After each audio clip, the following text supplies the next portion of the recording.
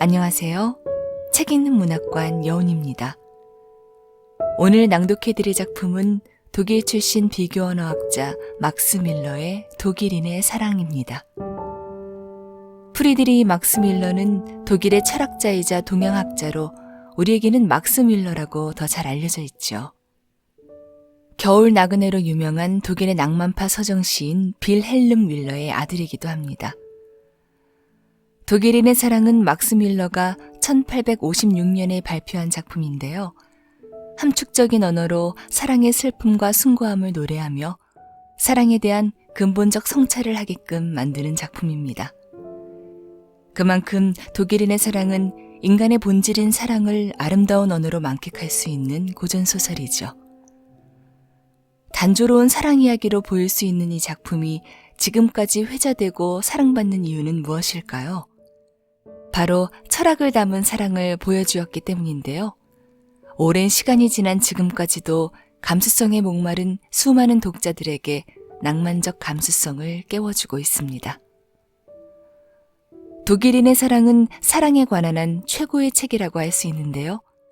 진정한 사랑의 의미는 무엇인지, 사랑을 통해 얻는 것은 무엇이며 한 개인이 어떻게 변화되는지 등 사랑에 관한 물음과 답을 스스로 고민할 수 있는 계기를 마련해 줍니다. 막스 밀러는 전 생애 동안 오직 한 편의 소설을 남겼는데 그 작품이 바로 독일인의 사랑입니다. 이 책은 인간에 대한 사랑, 문학, 종교를 모두 아우르며 철학적 사랑을 이야기하지요. 풍부한 감수성과 시적인 문체로 가득 찬 이 작품이 시인이나 소설가가 아닌 독일의 한 언어학자에 의해 쓰여졌다는 것은 놀라운 사실인데요. 그의 문장은 여느 시 구절에도 뒤지지 않습니다. 독일인의 사랑이 성공을 거두고 지금까지 사랑받는 이유는 언어의 활용이 여느 작품보다 뛰어나기 때문인데요. 단어 하나하나 그냥 쓴 것이 없으며 문체 또한 언어학자로서 막스 밀러의 고민을 엿볼 수 있습니다. 막스 밀러는 이 책에서 언어에 대한 사랑과 노력을 고스란히 보여주며 진정한 사랑과 희생을 통해서 얻어지는 기쁨을 담아냈습니다. 주인공인 나는 소년 시절 우연히 영주의 저택을 방문하게 되고 그 저택에서 병약하게 태어나 평생을 병상에서 지내야 하는 마리아라는 여인을 만나 사랑을 나눕니다. 막스 밀러는 두 남녀 주인공을 통해 타인과 타인이 만나 서로를 어떻게 인식하고 받아들여야 하는지, 또한 어떤 방식으로 서로를 사랑해야 하는지에 대한 성찰을 보여주죠. 모든 이들이 열망하는 진정한 사랑이란 무엇인가에 대한 답을 구하는 계기로서 새로운 감동과 함께 인생의 의미를 새삼 깨우쳐주는 작품 독일인의 사랑. 한번 들어보시죠. 구독과 좋아요는 사랑입니다.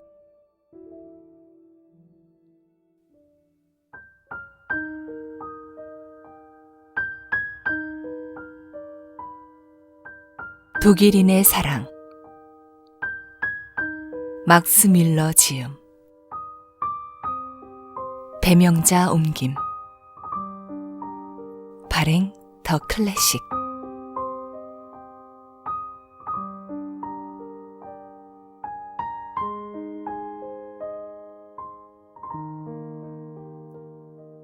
첫 번째 회상. 어린 시절에는 비밀과 신비가 깃들어 있다. 그러나 어느 누가 그 시절의 비밀과 신비를 얘기하고 설명할 수 있을까? 우리는 모두 어린 시절이라는 고요한 신비의 숲을 지나왔다. 우리는 모두 황홀경에 눈을 떠본 적이 있고 인생의 아름다움이 밀물처럼 밀려와 우리의 영혼을 적셨던 때도 있다. 그때는 우리가 어디에 있는지 누구인지 몰랐다. 그때는 온 세상이 우리 것이었고 우리는 온 세상에 속했다. 시작도 끝도 없고 휴식도 고통도 없는 영원한 삶이었다.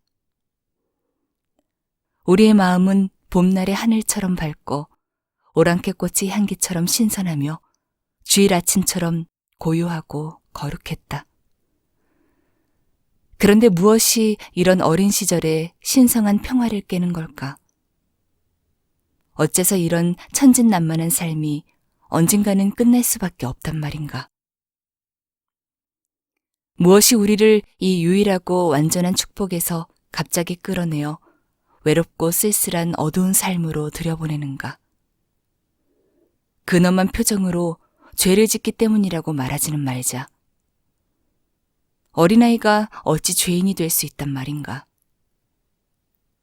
그렇게 대답하느니 차라리 모른다고 하고 조용히 있는 편이 좋으리라. 봉우리가 꽃이 되고 꽃이 열매가 되고 열매가 썩어 흙이 되는 것이 죄란 말인가? 애벌레가 번데기로 변하고 번데기가 나비로 변하고 나비가 죽어 흙이 되는 것이 죄란 말인가? 어린아이가 어른이 되고 어른이 노인이 되고 노인이 흙으로 돌아가는 것이 죄란 말인가? 그렇다면 흙은 무엇인가?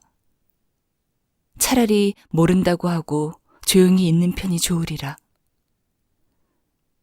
그러나 인생의 봄을 돌아보고 그때를 생각하며 추억하는 일은 참으로 아름답다.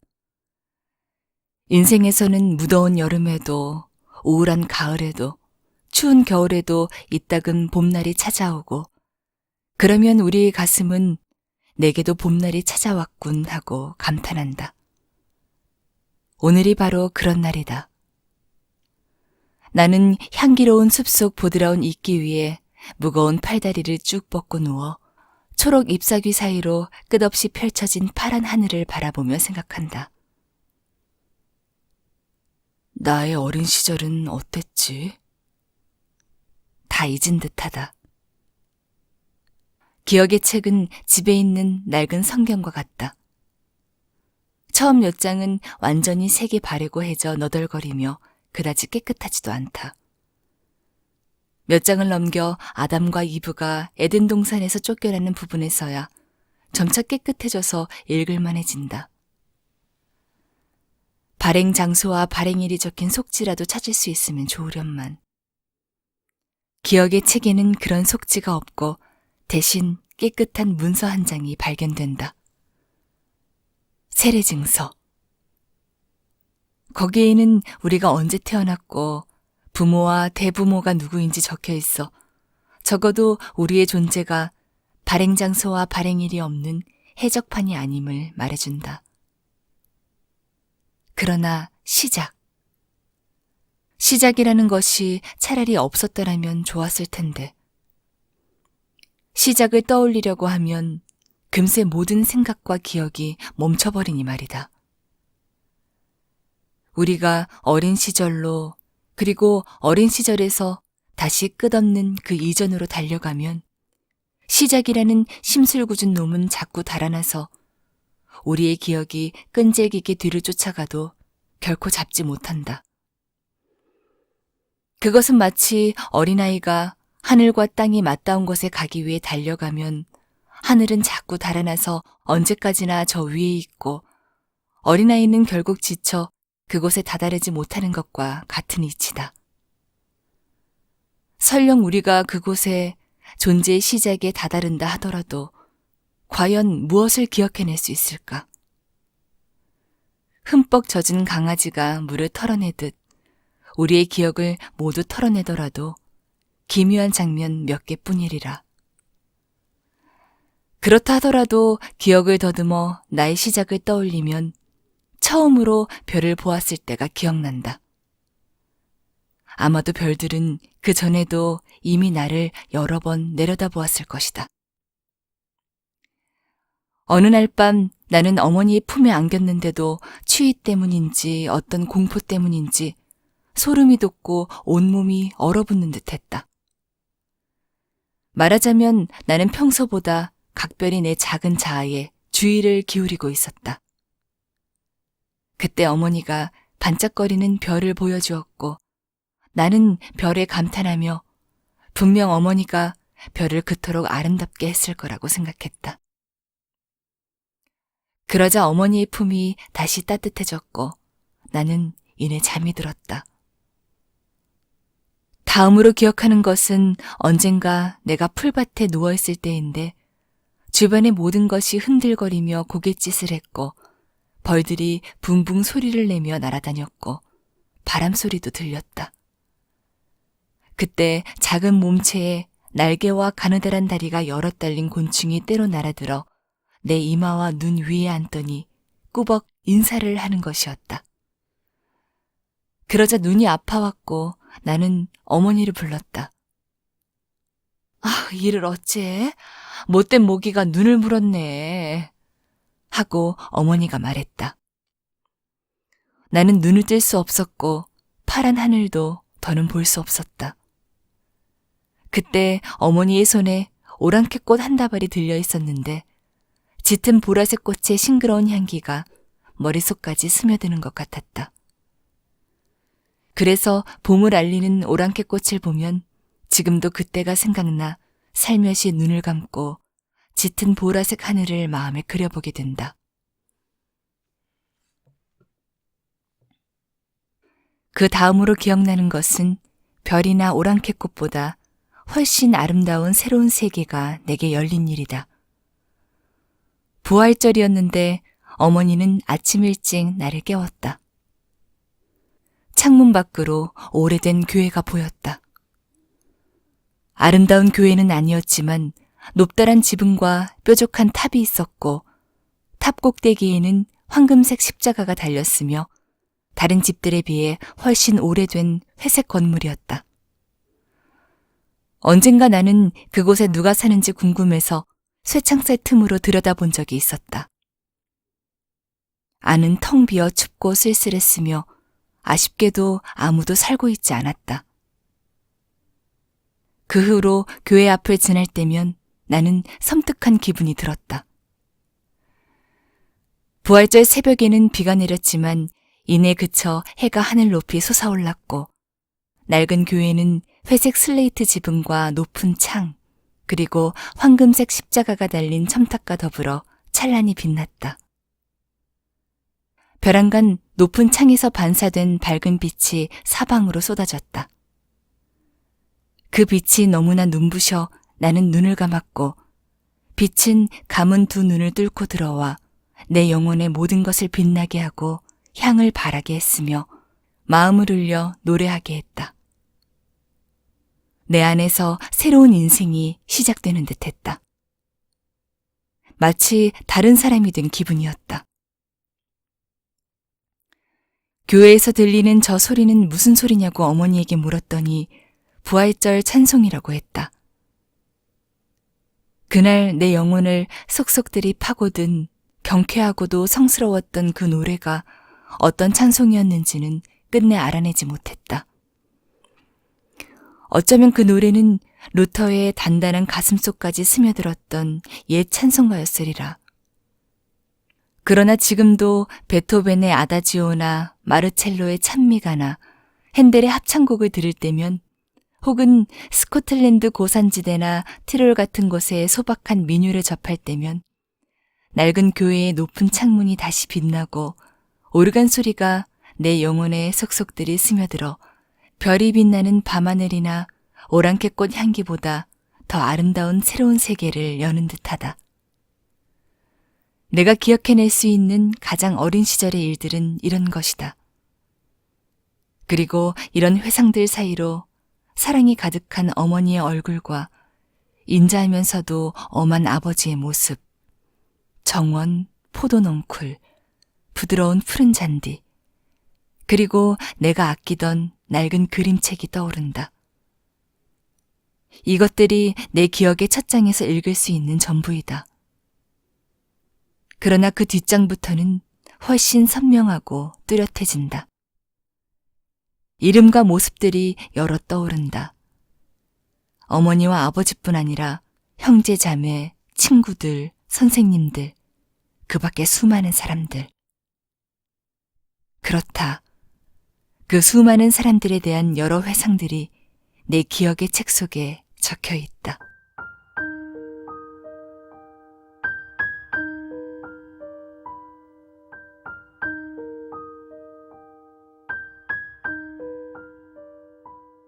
두 번째 회상. 우리 집에서 그리 멀지 않은 곳, 그러니까 황금색 십자가가 달린 오래된 교회 맞은편에는 교회보다 더 크고 첨탑도 여럿인 거대한 건물이 하나 있었다.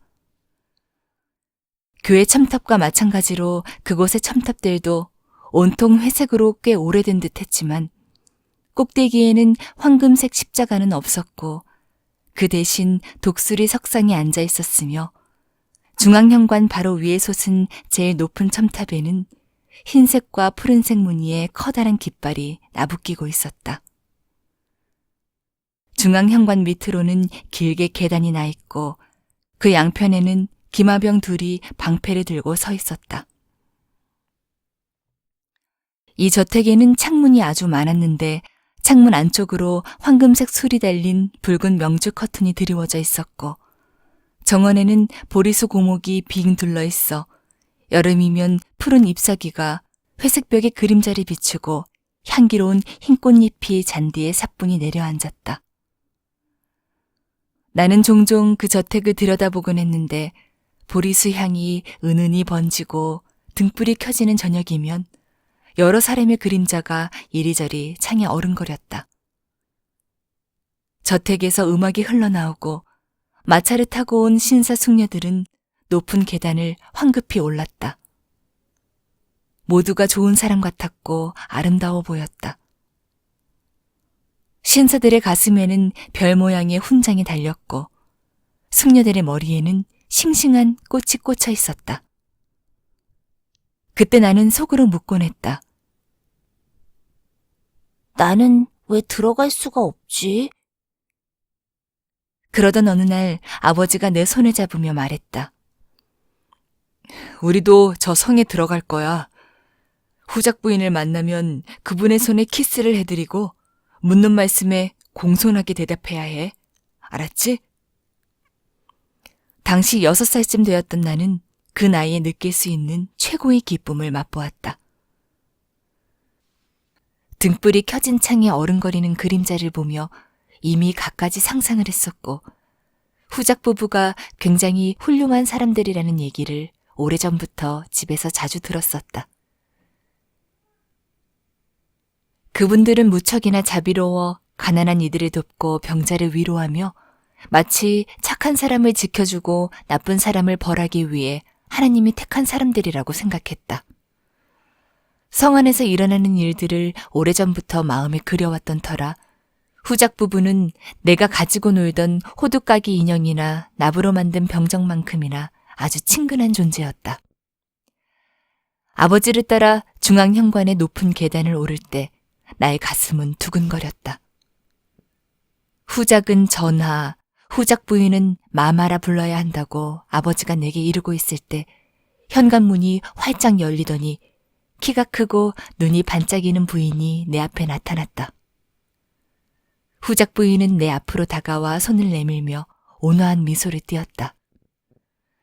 무슨 영문인지 아버지는 문가에 서서 머리를 푹 숙이고 계셨고 나는 심장이 터질 것만 같았다. 그리고 나도 모르게 부인에게 달려가 목을 안고 어머니에게 하듯 볼에 입을 맞추었다. 아름다운 부인은 기분이 좋은 듯 내 머리를 쓰다듬으며 웃었다. 그런데 아버지는 내 팔을 잡아 끌더니 버릇없이 군다고 야단을 치며 앞으로 다시는 데려오지 않겠다고 나무라는 것이었다. 나는 내가 뭘 잘못했는지 몰라 어리둥절했고 아버지가 너무나 야속하여 얼굴이 빨개졌다. 나는 변호라도 부탁하듯 후작 부인을 애절하게 쳐다보았지만 부인은 온화하면서도 엄숙한 표정만 짓고 있었다. 나는 혹시 내 편이 있을까 싶어 방에 모인 신사 숙녀들을 둘러보았다. 그러나 모두들 미소만 지을 뿐이었다. 나는 눈물을 흘리며 밖으로 뛰쳐나와 계단을 내달렸다. 정원의 보리수를 지나 집으로 온 나는 곧장 어머니의 품에 달려들어 울음을 터뜨렸다. 왜 그래? 무슨 일이야? 어머니가 물었다. 후작 부인을 만났는데 꼭 어머니처럼 자상하고 아름다운 분이었어요. 그래서 나도 모르게 어머니 얘기하듯이 부인의 목을 안고 입을 맞추고 말았어요. 저런, 그건 예의 바른 행동이 아니란다. 그분은 남이고 신분도 높으신 분이니까 말이야. 남이 뭐예요? 나를 예쁘게 봐주고 다정하게 대해주는 사람이라도 무조건 다 좋아하면 안 되는 거예요? 좋아하는 건 괜찮단다. 하지만 그 감정을 겉으로 드러내는 건 옳지 않아. 사람을 좋아하는 건 옳은 일이잖아요. 그런데 좋아하는 마음을 겉으로 드러내는 게 왜 옳지 않아요? 네 말도 맞아. 하지만 아버지의 말을 따랐어야지. 좀 더 잘하면 너도 알게 될 거야. 자상하고 아름다운 부인이라고 무조건 다 목을 안고 입을 맞출 수는 없는 거란다. 무척이나 슬픈 날이었다. 아버지는 집으로 돌아와서도 버릇없이 굴었다고 내게 야단을 치셨다. 어머니가 나를 침대에 눕히고 기도까지 해주셨지만 도무지 잠이 오지 않고 계속 같은 생각만 맴돌았다. 좋아하는 마음을 드러내면 안 되는 그 남이라는 것은 무엇일까?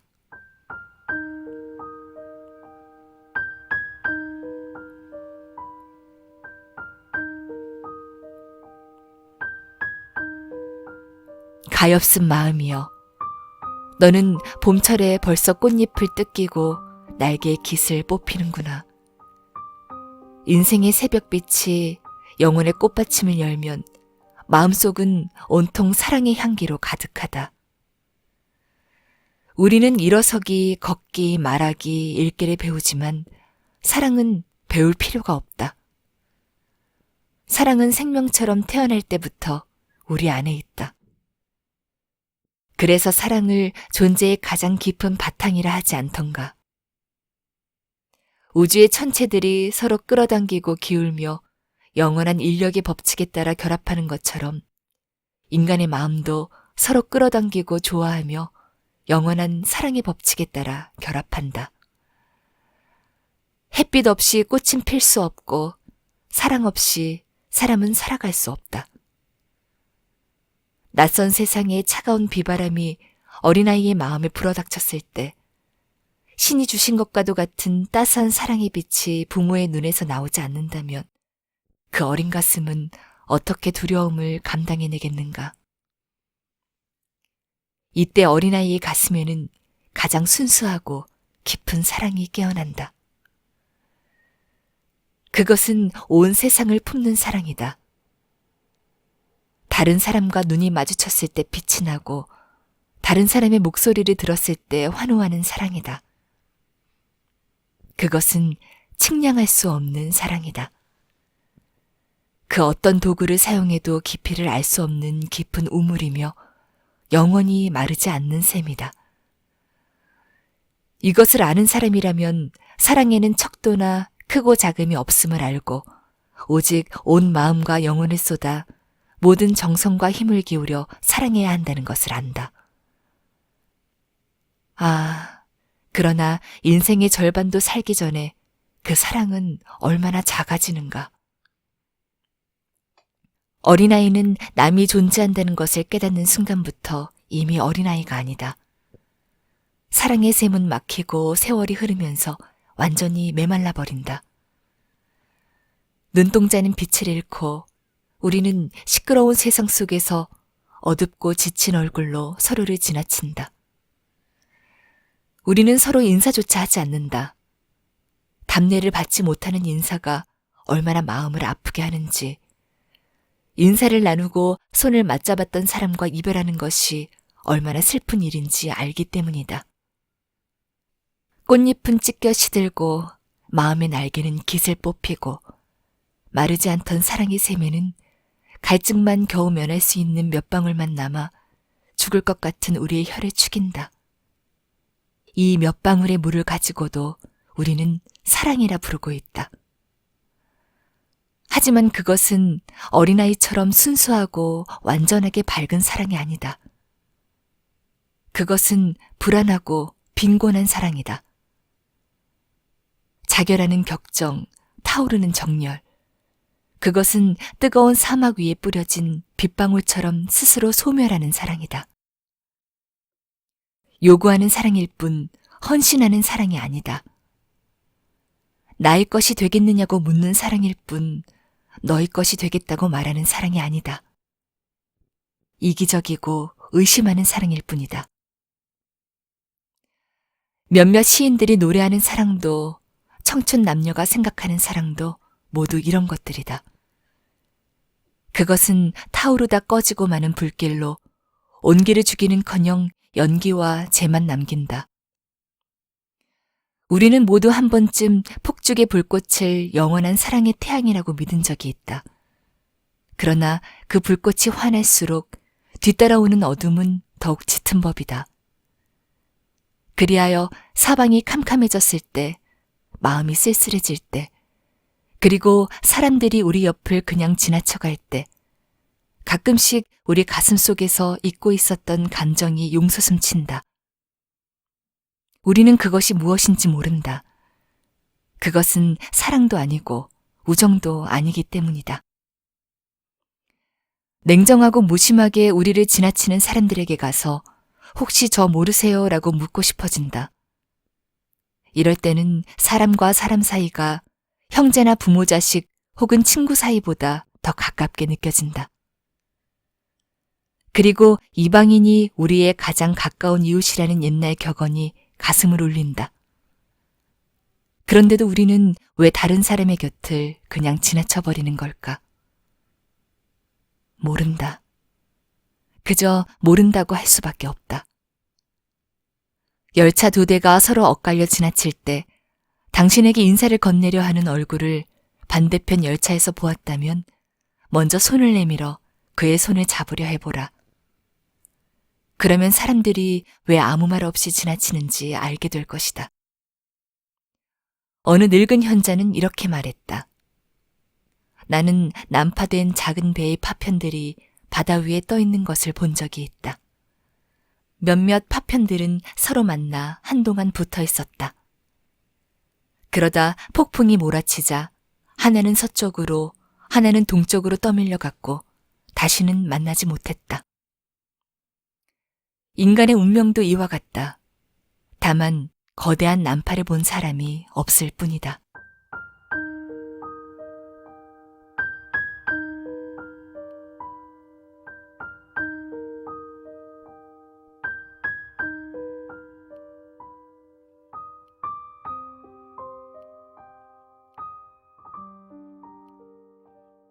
세 번째 회상.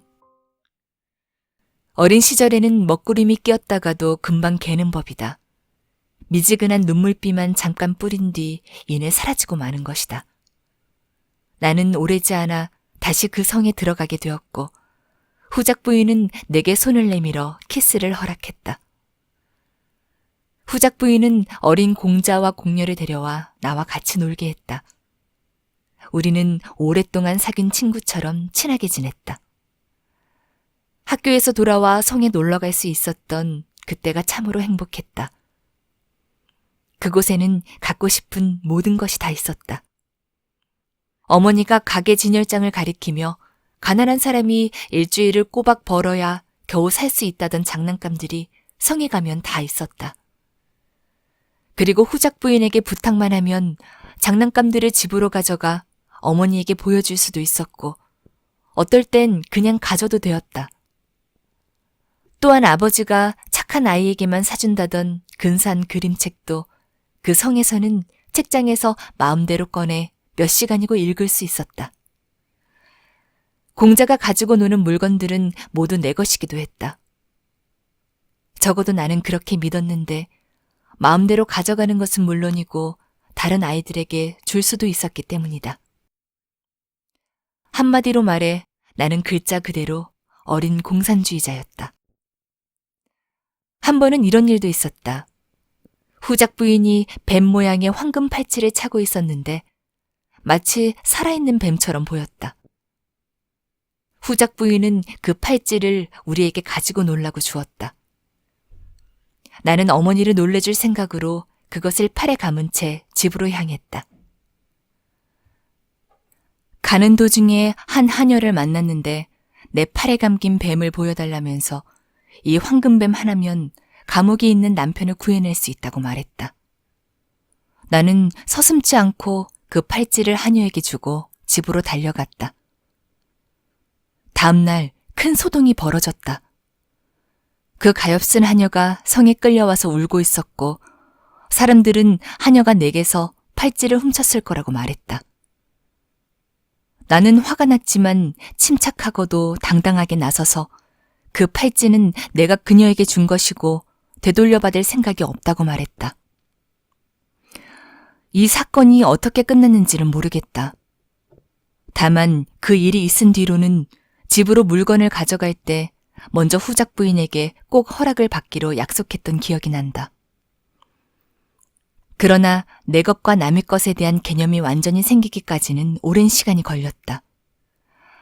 내가 꽤 오랫동안 빨강과 파랑을 혼동했던 것처럼 내 것과 남의 것을 구별하는 일은 내게 혼란을 주었고 급기야는 친구들에게 웃음거리가 되기도 했다.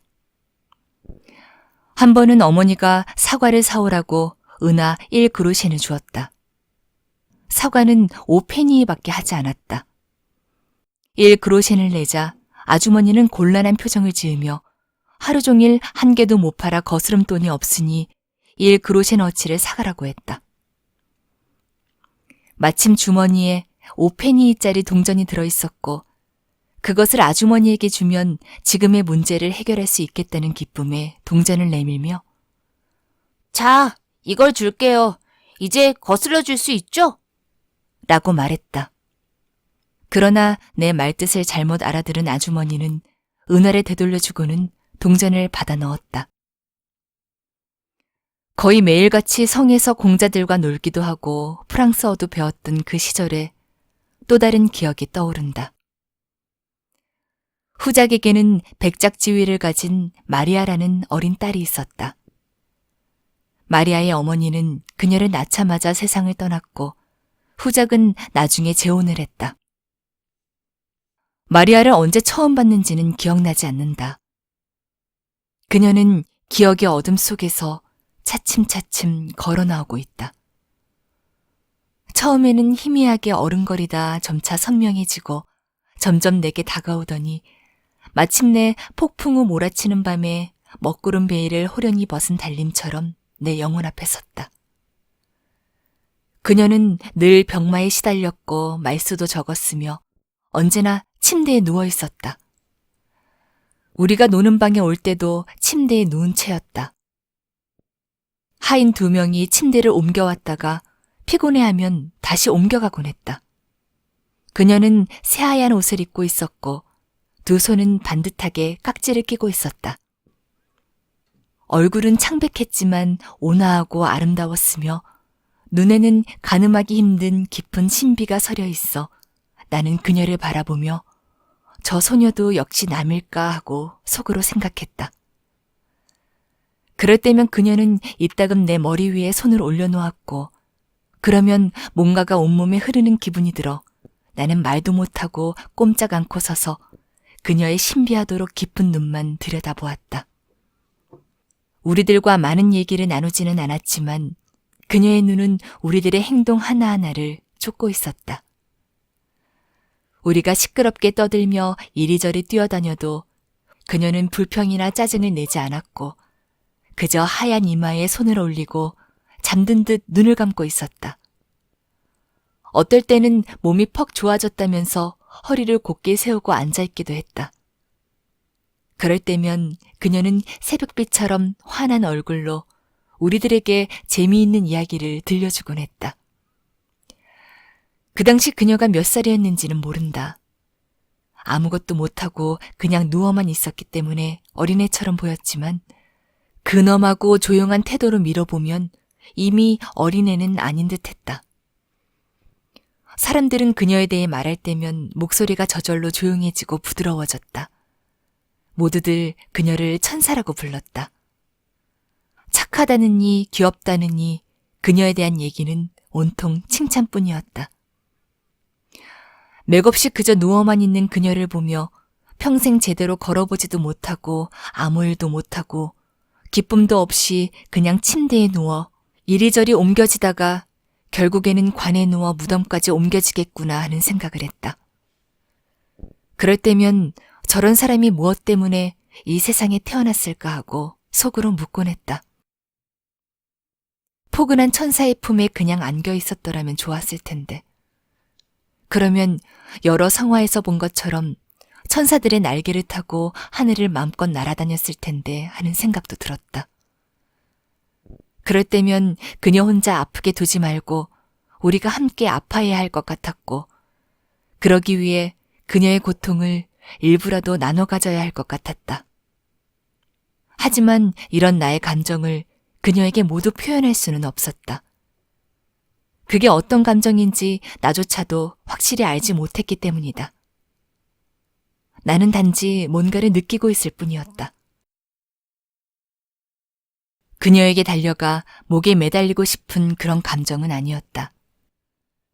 그런 행동은 기운 없는 그녀를 더 힘들게 할 터이므로 어느 누구도 그렇게 해서는 안 되었다.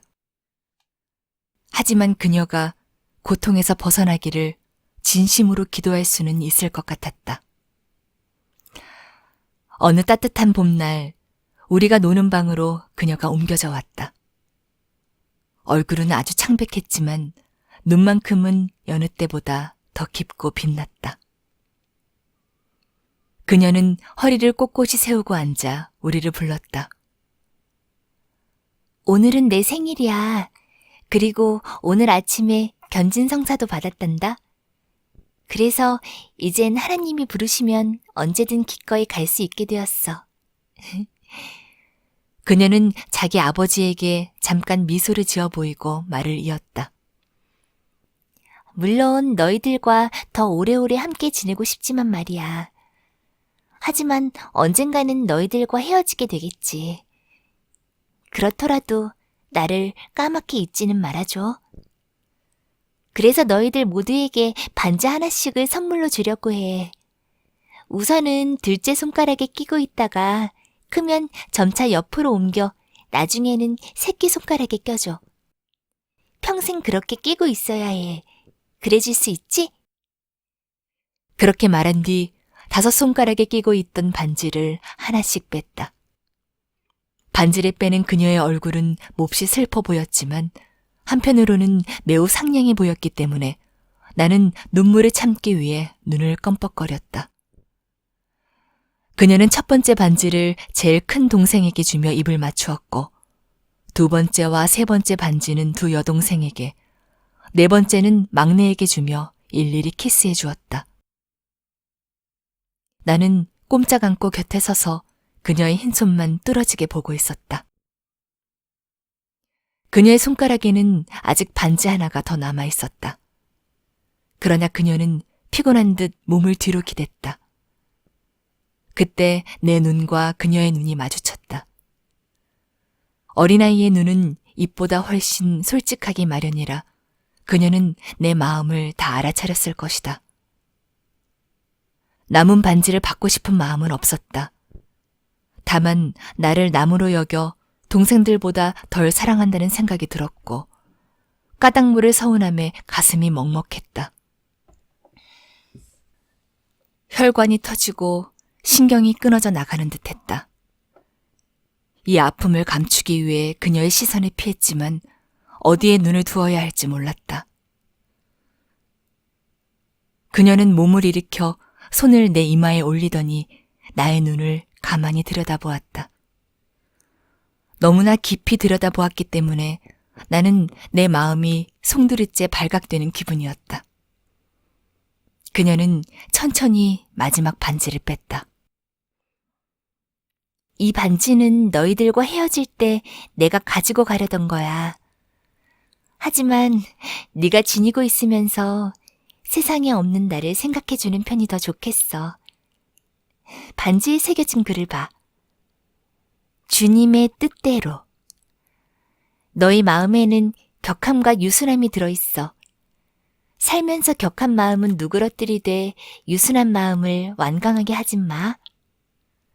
마리아는 이렇게 얘기하고는 동생들에게 했던 것처럼 내게도 반지를 주면서 키스해 주었다.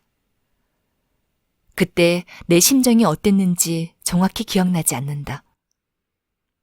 당시에 나는 이미 어린아이가 아닌 소년이었고 그렇기 때문에 병든 천사의 온화한 아름다움에 매료되지 않을 수 없었다.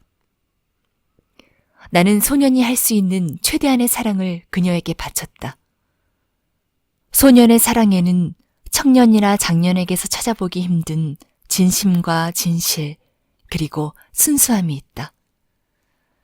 그러나 나는 그녀가 남이고 내가 사랑을 표현해선 안 되는 사람이라고 믿었다. 나는 그녀의 엄숙한 말을 제대로 이해하지 못했다. 하지만 그녀의 마음과 나의 마음이 세상에서 가장 가깝게 닿은 기분이었다. 그리고 가슴을 누르던 모든 아픔 또한 말끔히 사라졌다. 나는 외롭지 않았고 남이나 이방인이 아니라 그녀의 곁에, 그녀와 함께, 그녀 안에 있음을 느꼈다. 그녀가 내게 반지를 주는 것은 그녀 입장에서 희생이었을 것이다. 사실은 반지를 무덤까지 가져가고 싶을 거란 생각이 들었다. 그러자 내 가슴 속에서 어떤 감정이 솟아올라 다른 모든 감정을 압도해버렸다.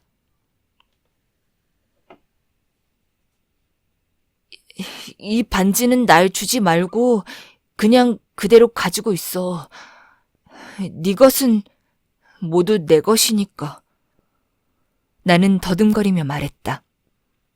그녀는 놀란 표정으로 나를 보았고 한참을 곰곰이 생각하더니 반지를 받아 다시 손가락에 끼고는 내 이마에 입을 맞추며 속삭이듯 말했다.